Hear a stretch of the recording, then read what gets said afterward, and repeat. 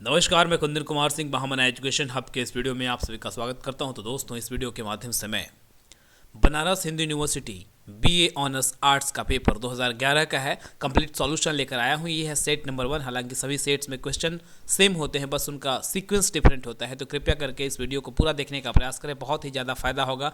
BHU BA arts या BHU BA social science या फिर इवन BA LLB या LLB की तैयारी कर रहे हो तो सभी के लिए ये बहुत ही महत्वपूर्ण क्वेश्चन पेपर्स हैं।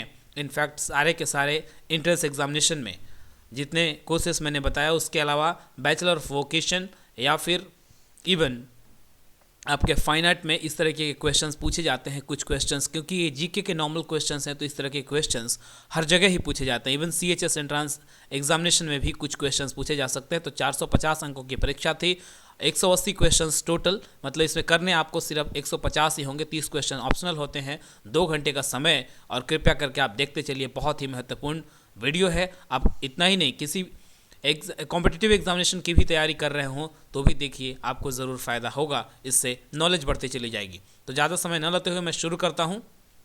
इस वीडियो को देखने के बाद मैक्सिमम लोग तक कृपया करके शेयर कीजिए, और अगर इस चैनल को अभी तक आपने सब्सक्राइब नहीं किया है ना, तो कृपया करके सब्सक्राइब कर लीजिए। रिगार्ड्स, महामना एजुकेशन हब। ज़्यादा समय नहीं लेते हुए मैं शुरू करता हूं। सबसे पहला क्वेश्चन ये कह रहा है कि which blood group is a universal donor. इनमें से कौन सा रक्त समूह सभी को दिया जा सकता है। तो ये है यूनिवर्सल डोनर कौन सा है, पता होना चाहिए आपको। ब्लड ग्रुप O है, ओके, और O नेगेटिव है। इनफैक्ट आपको मैं बता दूं, अगर पता नहीं है तो O नेगेटिव जो ब्लड ग्रुप होता है वो यूनिवर्सल डोनर है। इसी के साथ मैं ये भी बता देना चाहता हूं आपको कि यूनिवर्सल एक्सेप्टर कौन है। जैसे कौन सा ब्लड ग्रुप है जो किसी से भी खून ले सकता है, तो ये है ब्लड ग्रुप AB। ओके, चलिए आगे बढ़ते हैं। बहुत ही महत्वपूर्ण प्रश्न है। Next one is the deficiency of which of these causes goitre. इनमें से किसकी कमी से घेंघा रोग होता है। तो ये होता है आपको आयोडीन की कमी से। आयोडीन की कमी अगर आपके शरीर में होती है तो घेंघा रोग हो जाता है। वहाँ गर्दन के पास बहुत ही बड़ा सूजन टाइप से हो जाता है, दैट इज कॉल्ड घेंघा रोग। बहुत ही महत्वपूर्ण। अगला क्वेश्चन की तरफ चलते हैं। See, demography is the study of what. Demography किस चीज़ की स्टडी है। प्राइस राइज या फिर इलेक्शन, ह्यूमन पॉपुलेशन या पॉल्यूशन। तो इसका सही उत्तर है वो है ह्यूमन पॉपुलेशन। ह्यूमन पॉपुलेशन की स्टडी को डेमोग्राफी कहते हैं। ये ज्योग्राफी का एक कोर सब्जेक्ट भी है। इनफैक्ट आपको इसमें स्पेशलाइजेशन भी मिलती है। तो डेमोग्राफी जो है बहुत ही इंपॉर्टेंट है, ज्योग्राफी का ये पार्ट है। तो मानव जनसंख्या का पार्ट है, that is called demography. Very very important question. Next one is Chipko movement was concerned with saving of what. Chipko आंदोलन किसके बचाव के लिए था। तो ये था ट्रीज के बचाव के लिए। सुंदरलाल बहुगुणा, आपको मैं बता दूं कि अभी वो जगह उत्तराखंड में है जहाँ से सुंदरलाल बहुगुणा ने इस आंदोलन को चलाया था। और इसके तहत लोग पेड़ों की टहनियों तो नहीं कहेंगे, लेकिन पेड़ की तनाव से चिपक कर पेड़ों को कटने से बचाते थे। तो दैट वाज द मिशन और that was the aim of this Chipko movement. Very very important प्रश्न। अगला है अर्थ डे, पृथ्वी दिवस कब मनाया जाता है। तो पृथ्वी दिवस मनाया जाता है आपके 22 अप्रैल को। 22 अप्रैल को क्या मनाया जाता है, पृथ्वी दिवस। बहुत इंपॉर्टेंट। और 5 जून को क्या मनाया जाता है। देखिए 5 जून को मनाया जाता है पर्यावरण दिवस। तो ये दोनों क्वेश्चंस बहुत ही इंपॉर्टेंट हैं और पूछ लिए गए हैं। इनफैक्ट एक साल में अगर गवर्नमेंट मैं बताऊं आपको कि 50 एग्जामिनेशन करवाती है तो 50 एग्जामिनेशन में कम से कम 5 एग्जामिनेशन में जरूर ही आपका पूछा जाता है कि 5 जून को कौन सा दिवस मनाया जाता है, पर्यावरण दिवस। बहुत ही इंपॉर्टेंट क्वेश्चन है ये। नेक्स्ट है which of the following sanctuary is famous for its lions. शेर के लिए इनमें से कौन सा अभ्यारण्य प्रसिद्ध है। तो ये है गिर, जो कि गुजरात में है। और गिर गुजरात जो है बाघों के लिए फेमस है, शेर के लिए फेमस है। बहुत ही इंपॉर्टेंट है। आगे बढ़ते हैं। क्वेश्चन नंबर 6 हो चुका है। क्वेश्चन नंबर 7 पे आते हैं कि India's first atomic power station in Tarapur become operational in. Bharat का पहला बिजली घर तारापुर कब चालू हुआ। तो तारापुर बेसिकली महाराष्ट्र में है और ये चालू हुआ था 1969 में। 1969 में ये फाइनली चालू हो चुका था। That is the very correct answer. अगला क्वेश्चन ये कह रहा है कि देखिए, डेनिस और Sunny are of same height, Gunjan is shorter than Rupa, but taller than Sunny, who is the tallest. तो बहुत ही सिंपल सा सवाल है, ये रीजनिंग का है और आपकी एबिलिटी इतनी मैं समझता हूँ कि आसान होगा। डेनिस और सनी की लंबाई समान है, गुंजन रूपा से छोटी है लेकिन सनी से लंबी है। इनमें से सबसे लंबा कौन है? तो आंसर क्या होगा? आंसर होगा आपका रूपा। रूपा इसमें सबसे लंबी है। कैसे, मैं बता दूं? ओके, देखिए, डेनिस एंड सनी दोनों सेम हाइट के हैं। गुंजन रूपा से तो छोटी है लेकिन इन डेनिस से लंबी है, यानी कि सनी से भी लंबी है गुंजन, लेकिन रूपा से छोटी। इसका मतलब रूपा कौन सी हुई? रूपा सबसे टॉलेस्ट है, ठीक है ना। चलिए, 9 number question, where is the biggest oil refinery located? इनमें से कौन सा तेल शोधक कारखाना जो है इनमें से सबसे बड़ा है? तो इसका आंसर जो होगा कोयली। कोयली ये गुजरात में है इनफैक्ट, तो कोयली इनमें से सबसे बड़ा है। लेकिन वैसे जामनगर ऑयल रिफाइनरी जो है इंडिया का अभी सबसे बड़ा तेल शोधक कारखाना है, लेकिन ये ऑप्शन के अनुसार कोयली होना चाहिए। आगे बढ़ता हूँ।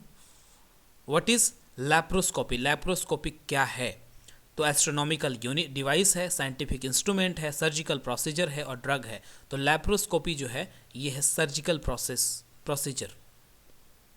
इसके द्वारा आपका बहुत ही ऑप्टिकल फाइबर की मदद से, ऑप्टिकल इंस्ट्रूमेंट के थ्रू आपका ऑपरेशन किया जाता है शरीर के अंदरूनी भाग में, मोलिन एनाटोमी ऑपरेशन। ओके, बहुत ही इंपॉर्टेंट है। Where is the nuclear power plant situated in UP? Uttar Pradesh में नाभिकीय शक्ति संयंत्र कहाँ स्थित है? तो ये है नरोरा में, उत्तर प्रदेश में, और गंगा नदी के किनारे ये बसा शहर है नरोरा। और हाल में ये न्यूज़ में था, इनफैक्ट 1 साल पहले लगभग यहाँ पे ब्लास्ट हुआ था, यही इसी जगह पे नाभिकीय शक्ति संयंत्र में एक टैंक के फटने से बहुत लोग, मतलब कर्मचारियों की मौत हुई थी इनफैक्ट। इंपॉर्टेंट है ये। फियर ऑफ क्लोज्ड प्लेसेस, बंद जगह का डर क्या कहलाता है? तो बंद जगह का डर जो है क्लॉस्ट्रोफोबिया कहलाता है। क्लॉस्ट्रो मतलब होता ही है बंद जगह, छोटा जगह, एंड फोबिया मीन्स डर। तो इस तरह के वन वर्ड सब्स्टिट्यूशन जो होते हैं आपके बहुत सारे पूछ लिए जाते हैं, कृपया करके इन्हें याद कीजिए। और अगर आप मुझे कमेंट करके बोलेंगे तो मैं इसके ऊपर बहुत सारे वीडियोस बना भी दूंगा। इनफैक्ट जो अनेक शब्दों के एक शब्द हैं जो साइंटिफिकली होते हैं वो कई सारे एग्जामिनेशन में पूछ लिए जाते हैं, सिर्फ एंट्रेंस में ही नहीं, बहुत सारे कॉम्पिटिटिव एग्जामिनेशन में भी। अगला क्वेश्चन है क्वेश्चन नंबर 13। ये कह रहा है कि who is the writer of India wins freedom? India wins freedom के लेखक कौन है? तो ये हैं अबुल कलाम आज़ाद। अबुल कलाम आज़ाद जो हैं इंडिया विंस फ्रीडम के लेखक हैं। और ये कौन थे? मैं बता दूं आपको कि Abul Kalam Azad was the first education minister, शिक्षा मंत्री थे भारत के प्रथम। तो देखिए, एक क्वेश्चन का तो आंसर पूछा गया और मैंने आपको 2 क्वेश्चन और तैयार करवा दिए। तो इस तरीके से जितनी नॉलेज होती है मुझे, जितना भी मैं पढ़ता हूँ, तो मैं कोशिश करता हूँ कि मैक्सिमम क्वेश्चन में मैक्सिमम नॉलेज डालें ताकि कम समय में ज़्यादा से ज़्यादा आप सीख पाएँ। Mohiniyattam is a dance. Mohiniyattam कहाँ का नृत्य है? तो मोहिनी अट्टम है आपका केरला का नृत्य। मोहिनी अट्टम कहाँ का है? केरला का नृत्य है। अगला क्वेश्चन ये होगा आपका कि Gangtok is the capital of. Gangtok कहाँ की राजधानी है? तो गंगटोक है आपकी सिक्किम की राजधानी। सिक्किम की राजधानी कहाँ है? गंगटोक। अब इन सब की राजधानी भी आपको याद रखनी होगी। नॉर्थ ईस्टर्न स्टेट्स हैं ये सारे। मेघालय की राजधानी शिलोंग है, त्रिपुरा की अगरतला है, मिजोरम की आइजोल है। तो ये सब की राजधानी, अरुणाचल प्रदेश की ईटानगर है। ये सभी राजधानियाँ आपको याद रखनी होगी। इनफैक्ट अभी 29 स्टेट्स और 7 यूनियन टेरिटरीज से एक क्वेश्चन जरूर होगा आपका, कृपया करके रट लीजिएगा उसे। बहुत ही इंपॉर्टेंट प्रश्न और उतना ही अच्छा जवाब भी होना चाहिए आपका। अगला क्वेश्चन है, देखिए बहुत सा सिंपल है। 9952 × 342 × 252 × 0 इक्वल्स टू व्हाट? तो आंसर होगा 0। किसी भी संख्या में 0 मल्टीप्लाई करने से उसकी वैल्यू क्या हो जाती है? 0। बहुत ही इंपॉर्टेंट प्रश्न, आसान सा है, थोड़ी सी आपने अपने विवेक को अप्लाई करना है और बिल्कुल आप सही जवाब दे पाएंगे। Ancient is related to modern in the same way often is related to what? Ancient संबंधित है मॉडर्न से, इसी प्रकार ऑफन किससे संबंधित है? तो देखिए, एंशिएंट का उल्टा होता है। एंशिएंट मतलब क्या होता है? पुराना। मॉडर्न मतलब होता है नया। ऑफन मतलब होता है प्रायः, मतलब ऑलमोस्ट एवरी, हमेशा ही बोलेंगे प्रायः। तो इसका उल्टा क्या होगा? ऑफन का उल्टा होना चाहिए आपका सेल्डम। सेल्डम मतलब होता है कि बहुत कम। ओके, नेक्स्ट वन इज कि which part is the source of biodiesel, इनमें से बायोडीजल का प्लांट कौन सा है? तो बायोडीजल का प्लांट है आपका जेट्रोफा प्लांट है, इससे आपका डीजल निकाला जाता है। आपको मैं बता दूं, इंपॉर्टेंट है ये। अगला प्रश्न है कि Dandi is associated with, Dandi किस चीज से संबंधित है? सत्याग्रह, सॉल्ट सत्याग्रह, कांग्रेस सेशन, खिलाफत मूवमेंट और राउंड टेबल कॉन्फ्रेंस। तो दांडी आपको पता होगा कि 24 मार्च को शुरू हुआ था 1930 में, और गांधी जी ने अपने डेलीगेट्स के साथ पैदल चलकर वहाँ पे नमक तैयार किया था सॉल्ट सत्याग्रह को, जिसके सॉल्ट लॉ को ब्रेक करने के लिए। तो इसका नाम था दांडी मार्च, उसको बोलते हैं। 1930 में चलाया गया था। राजा रवि वर्मा कौन थे? ओके, इसके ऑप्शंस हैं freedom fighter, musician, painter and industrialist. Hindi में बोले तो स्वतंत्रता सेनानी, संगीतकार, चित्रकार और उद्योगपति। तो इसका जो सही उत्तर है वो है आपका पेंटर। ये मलयाली पेंटर एंड आर्टिस्ट थे Raja Ravi Varma. Very very important question और उतना ही सुंदर इसका उत्तर। आगे चलते हैं क्वेश्चन नंबर 21 नंबर क्वेश्चन में, Tatya Tope was associated with battle of Plassey, battle of Buxar, revolt of 1857 और ट्राइबल रिवोल्ट। तो रिवोल्ट ऑफ 1857 में तात्या टोपे थे एसोसिएटेड। ओके, बहुत ही इंपॉर्टेंट प्रश्न है। तात्या टोपे फ्रीडम फाइटर्स में इनका नाम अग्रणी नेताओं में से गिना जाता है, तात्या टोपे। इसके बाद क्वेश्चन नंबर 22 ये कह रहा है कि who among the following was associated with home rule league. Home rule league से कौन इसमें एसोसिएटेड था? A O Hume, Dadabhai Naoroji, Annie Besant और एस के घोष। तो इसका जो सही उत्तर है वो होगा आपका Annie Besant. Annie Besant was a Irish lady, Ireland की रहने वाली थी वो, लेकिन होम रूल लीग में उन्होंने ही इनफैक्ट इसको बनाया था। ओके, 1870s में 73-74 में इसे बनाया गया था इनमें ऑलमोस्ट। अगला क्वेश्चन है question number 23 number question, the tribal people in India with largest population are Bhils, Garo, Gonds और संथाल। तो इसमें सबसे सही उत्तर है वो होगा आपका, तो वो है भील। और भील सबसे ज़्यादा कहाँ पाए जाते हैं? भील सबसे ज़्यादा होते हैं आपके मध्य प्रदेश में। लगभग एसटी में, मतलब कि शेड्यूल ट्राइब में 37% भील का पॉपुलेशन है, और दूसरे नंबर पे है आपका गोंड। तो ये भी पूछा जा सकता है, इसलिए आप याद रखिए गोंड है दूसरे नंबर पे, पहले नंबर पे है आपका Bhil. Okay, Bhil is at first place, दूसरे पे है आपका Gond. Important question. Next one is question number 24 says that cerebral is related to what. Cerebral किससे रिलेटेड है? तो ये है आपके मस्तिष्क से रिलेटेड। ओके, मस्तिष्क का पार्ट है सेरेब्रल, इंपॉर्टेंट है, ब्रेन से रिलेटेड है। बायोलॉजी आप पढ़ा कीजिए, बहुत ही इंटरेस्टिंग सब्जेक्ट है। मैंने क्लास 12 तक मैथ्स के साथ साथ बायोलॉजी भी पढ़ी है, बहुत ज़्यादा रुचि थी मुझे इनफैक्ट, और आपको भी मैं सजेस्ट करता हूँ कि इसे पूरा इंटरेस्ट के साथ पढ़ा कीजिए आप, बहुत ही ज़बरदस्त सब्जेक्ट है ये। What is acupuncture? एक्यूपंक्चर क्या है? योगिक posture, Unani medicine, Chinese system of relieving pain और किडनी ट्रांसप्लांटेशन। तो सही में एक्यूपंक्चर जो है आपका दर्द से राहत देने वाली चीनी विधि है। इनफैक्ट इसमें क्या होता है कि आपके शरीर के कुछ पार्ट्स पे आपको बहुत ही उस तरीके से दबाया जाता है, पिंच किया जाता है, और फिर आपको उस रोग से या फिर दर्द से निजात मिल जाता है। That is called acupuncture. अगला क्वेश्चन है in which state of India Tehri dam is located. तो टिहरी डैम कहाँ है पता ही होगा आपको, उत्तराखंड में है ये, उत्तराखंड में टिहरी डैम है, ठीक है ना। तो डैम, रिवर्स, ये सारी चीज़ें आपको याद रखना होगा। भाखड़ा नांगल बांध कहाँ है? ये पंजाब में है, और ये है आपका सतलज के ऊपर, 740 फीट ऊंचाई है, सबसे ऊंचा बांध है हिंदुस्तान में। दूसरा है सबसे लंबा बांध कहाँ है? ये है आपका हीराकुंड, महानदी के ऊपर है, उड़ीसा में है। तो ये सब चीज़ें आपको याद रखनी होगी। बोलेंगे मुझे आप कमेंट करके, तो मैं इसके ऊपर वीडियो भी बना दूंगा। देखिए बहुत ही आसान सा प्रश्न, ये रीजनिंग का पेपर है। क्वेश्चन है 1, 4, 9, 16, 25। 1 का स्क्वायर 1, 2 का स्क्वायर 4, ओके, 3 का स्क्वायर 9, और 4 का स्क्वायर 16, 25, 5 का स्क्वायर है तो 6 का स्क्वायर कितना होता है? 36 इज द आंसर। ठीक है, समझ तो आ चुका होगा, बहुत ही आसान सा प्रश्न था ये। आगे चलता हूँ कि when is international energy day observed. अंतर्राष्ट्रीय ऊर्जा दिवस कब मनाया जाता है? इसके ऑप्शंस हैं 4 अप्रैल, 7 अक्टूबर, 3 मई और 15 नवंबर। तो 3 मई को मनाया जाता है international energy day. 3 May is the right answer. 3rd of May world energy day is celebrated. Okay, important question, 3rd May. आगे चलते हैं। क्वेश्चन नंबर 29, ये कह रहा है कि who wrote midnight children? Midnight children को किसने लिखा था? तो इसको लिखा था सलमान रुश्दी ने। बहुत ही अच्छे राइटर हैं, इंग्लिश राइटर, और इन्हें बुकर भी मिल चुका है इनफैक्ट। तो Salman Rushdie is one of the prolific writers of our country. Midnight children इन्होंने ही लिखा है। अगला प्रश्न है क्वेश्चन नंबर 30। आप देख रहे हैं कि which instrument does Pandit Ravishankar play?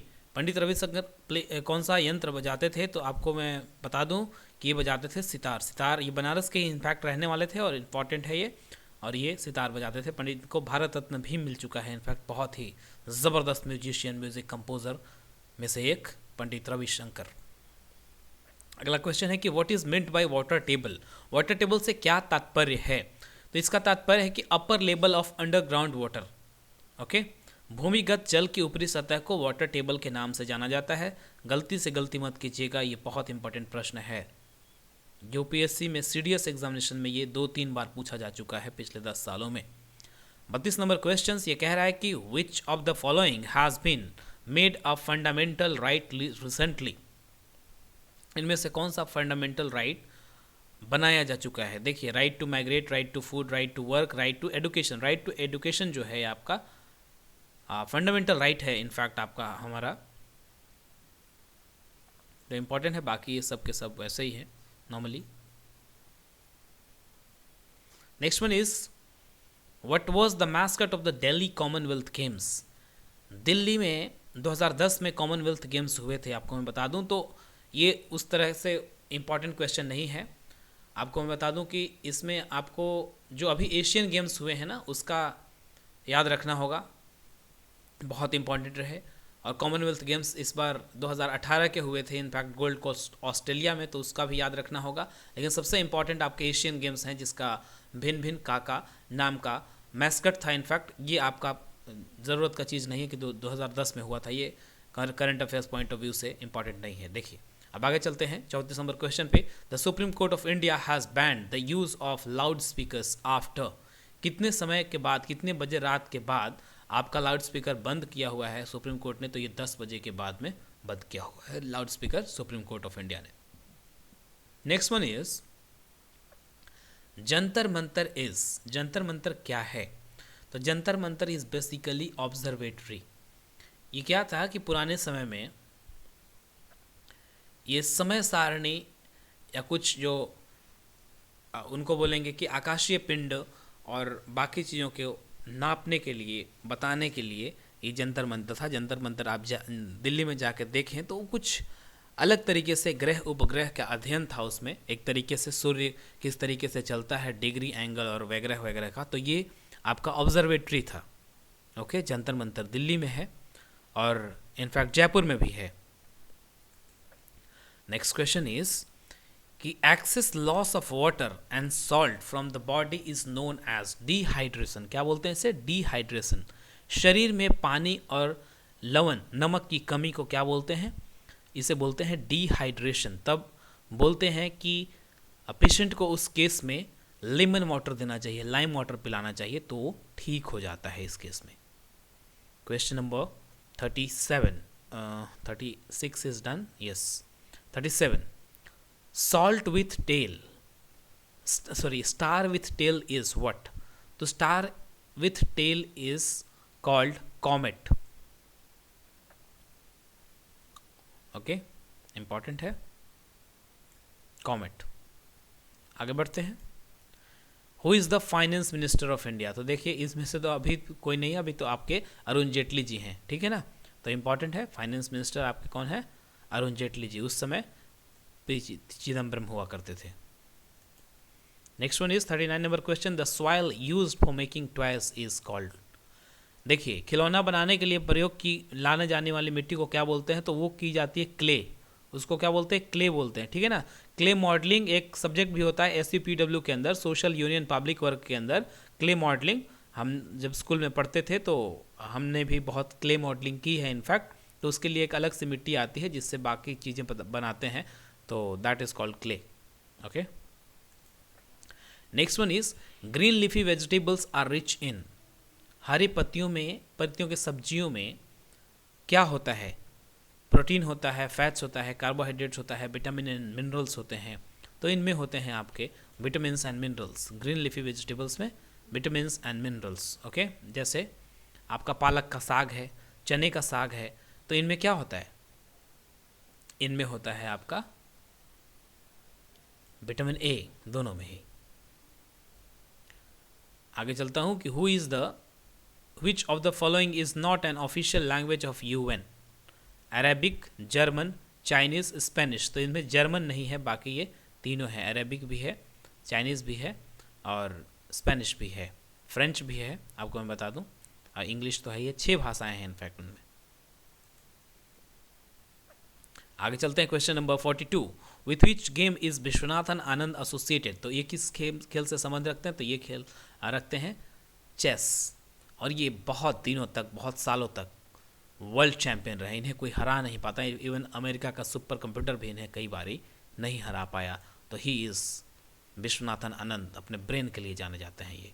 तो भारत इस तरीके से इतना महत्वपूर्ण देश है, महान है, इन्होंने बड़ी बड़ी हस्तियां पैदा की हैं इस भारतवर्ष की भूमि ने। Digestive juice produced with liver is called, 43 नंबर क्वेश्चन देखिए, digestive juice produced by liver is called what? Saliva, bile, gastric juice और पैंक्रिएटिक जूस। तो ये प्रोड्यूस करता है आपका बाइल जूस, और बाइल जूस फिर पेप्सिन पे एक्ट करता है जो हमारे डाइजेशन में बहुत मदद करता है। तो इट प्रोड्यूसेस बाइल जूस, पित्त। ओके, आगे चले, डिफरेंट फेजेस। एक और चीज़ बता देता हूँ कि देखिए हमारे लिवर में एक एसिड का सिक्रेशन भी होता है, एक एसिड भी होता है, पाया जाता है, जो हमें डाइजेशन में मदद करता है। तो what is the name of that acid? उस एसिड का नाम क्या है? तो वो है हाइड्रोक्लोरिक एसिड, HCl।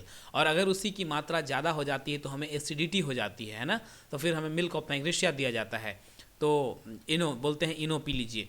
तो that is why I want to just tell you कि ये होता है बाइल, पित्त, और HCl हाइड्रोक्लोरिक एसिड हमारे डाइजेशन में मददगार साबित होता है, आपको ये भी बता दूं।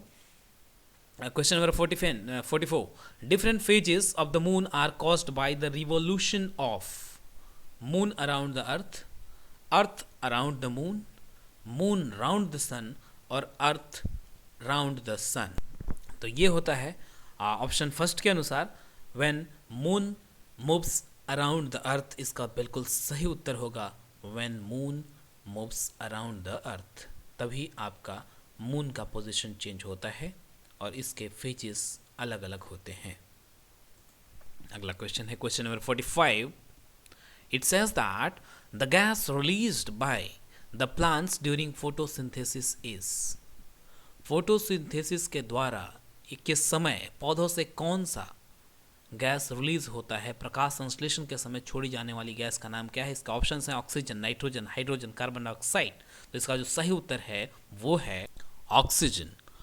आपने बहुत बचपन में पढ़ा, इनफैक्ट 5वीं कक्षा में पढ़ा होगा फोटोसिंथेसिस में, क्या पौधे कार्बन डाइऑक्साइड लेते हैं और ऑक्सीजन छोड़ते हैं। हमसे उल्टा होता है, हम ऑक्सीजन लेते हैं, हम कार्बन डाइऑक्साइड छोड़ते हैं।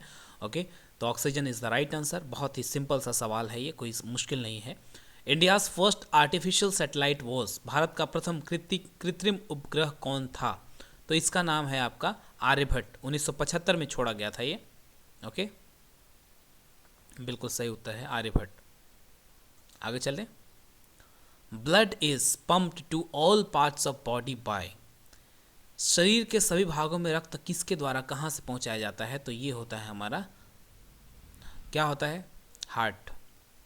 हार्ट पहुँचाता है हमारे शरीर के सभी भागों में। हार्ट का काम क्या है? हार्ट का काम है to pump the blood, simply to pump the blood. उसके 4 चैम्बर्स होते हैं। देखिए, मानो जो है 4 चैम्बर वाला प्राणी है, इनके हार्ट में 4 चैम्बर होते हैं, ठीक है ना।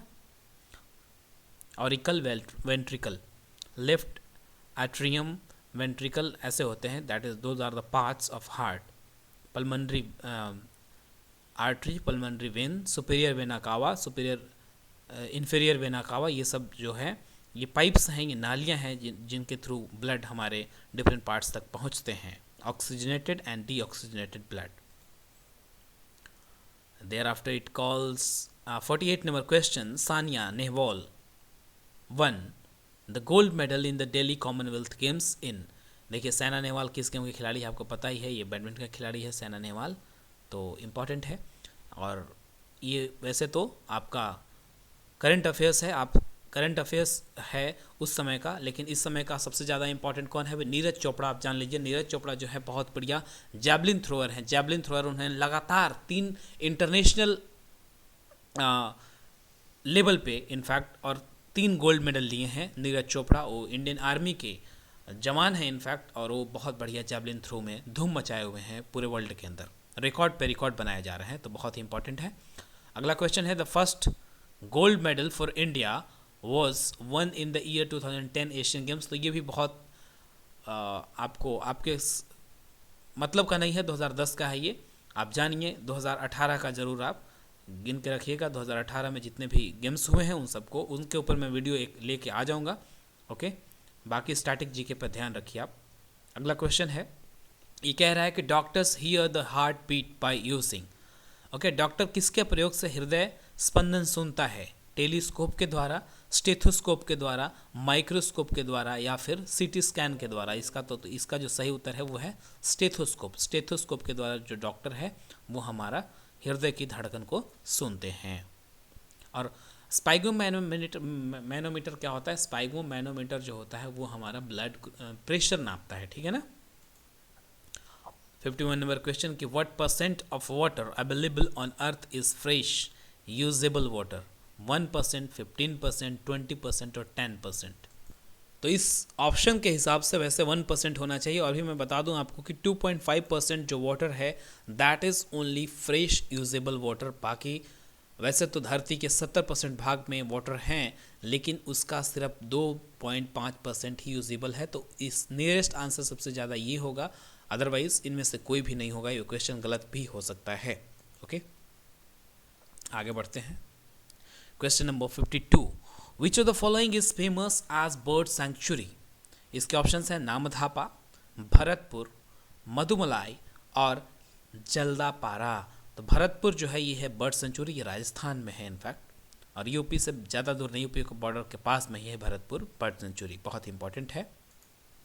बर्ड सेंचुरी, नेशनल पार्क्स, ये सारी चीज़ें आपको याद करके रखनी चाहिए। वाइल्ड लाइफ सेंचुरी हिंदुस्तान में जितने भी हैं और किस लिए प्रसिद्ध हैं, सब के सब इम्पॉर्टेंट होना चाहिए और आपके लिए बिल्कुल आपके जहन पे होना चाहिए। अगला क्वेश्चन है 53 नंबर क्वेश्चन, ये कह रहा है कि which of the following is renewable source of energy? Renewable source of energy कौन कौन से हैं? नेचुरल गैस, कोल, विंड और ऑयल। ओके, तो इसमें जो आंसर होगा आपका ये होगा wind. Wind can be replenished again by natural process, तो ये सही उत्तर होगा बिल्कुल, रिन्यूएबल सोर्स ऑफ एनर्जी। इनमें से कौन सा ऊर्जा का नवीनीकरण स्रोत है? तो ये है हवा। ओके, आगे चलते हैं। Question number 54, it says that the famous Buddhist stupa at Sanchi, ये सांची होना चाहिए, is in which state? Sanchi का स्तूप, बौद्ध स्तूप कहाँ है? तो ये है मध्य प्रदेश में, ठीक है ना, इंपॉर्टेंट है। खजुराहो का टेम्पल कहाँ है? ये भी मध्य प्रदेश में है। अगला क्वेश्चन देखते हैं, क्वेश्चन नंबर 55, ये कह रहा है कि who founded the Mughal dynasty? Mughal dynasty के संस्थापक कौन थे? तो ये थे बाबर। देखिए आपको मैं बता दूं कि 1526 में पानीपत का प्रथम युद्ध बाबर और इब्राहिम लोदी के बीच में हुआ, जिसमें बाबर ने इब्राहिम लोदी को बुरी तरीके से हराया, और यही वो युद्ध था जिसमें हिंदुस्तान में पहली बार तोप का प्रयोग किया गया था, और बाबर बहुत ही अच्छी सेना के साथ, एकदम वेल प्लान मिलिट्री के साथ आया था इब्राहिम लोदी को हराने, और फिर उसके बाद भारत में मुगल साम्राज्य की स्थापना की गई मोहम्मद जहीरुद्दीन बाबर के द्वारा। ओके, तो चलिए पहले पार्ट तक इतना ही, क्योंकि वीडियो अपलोड करने में थोड़ी प्रॉब्लम आएगी और आप भी ज़्यादा देर देख के कुछ चीज़ बोर हो जाते हैं, इसलिए मैंने अगले पार्ट में लाने की कोशिश की है, सेकंड 56 नंबर क्वेश्चन से लेके बाकी part. Okay, so thank you for watching the video. इस वीडियो को देखिए और मैक्सिमम लोग तक शेयर फटाफट कीजिए, ताकि मैक्सिमम लोग जान पाए। देखिए किसी भी एग्जामिनेशन की तैयारी कर रहे हो उसके लिए ये सब के सब क्वेश्चंस अति महत्वपूर्ण हैं, बहुत ज़्यादा महत्वपूर्ण है, चाहे ग्रुप डी हो, ग्रुप सी हो, ग्रुप ए हो या फिर ग्रुप बी हो या फिर और भी कोई एंट्रेंस एग्जामिनेशन है, क्लास 9th का हो, क्लास 10th का हो या फिर क्लास 11-12 का हो, एनडीए एग्जामिनेशन हो या फिर कोई भी एग्जामिनेशन हो हिंदुस्तान के अंदर, सभी के लिए बहुत महत्वपूर्ण प्रश्न है। तो कृपया करके शेयर कीजिए, यही मेरी आपसे अंतिम गुजारिश है। और अगर इस चैनल को अभी तक आपने सब्सक्राइब नहीं किया है तो कृपया सब्सक्राइब कीजिए, बेल आइकन दबाइए, क्योंकि आपके भविष्य के लिए हम बहुत सारे वीडियोस ऐसे लाते रहेंगे। सिर्फ वीडियोस ही नहीं, लाइव काउंसलिंग भी करता हूं और हिंदुस्तान में जितने भी अग्रणी शिक्षण संस्थान हैं उन सभी चीज़ों के बारे में मैं आपको वीडियोस के थ्रू रूबरू करवाता रहूँगा। Thank you for watching and all the best for watching. What to say? God bless you all. Thank you very much. Bye bye.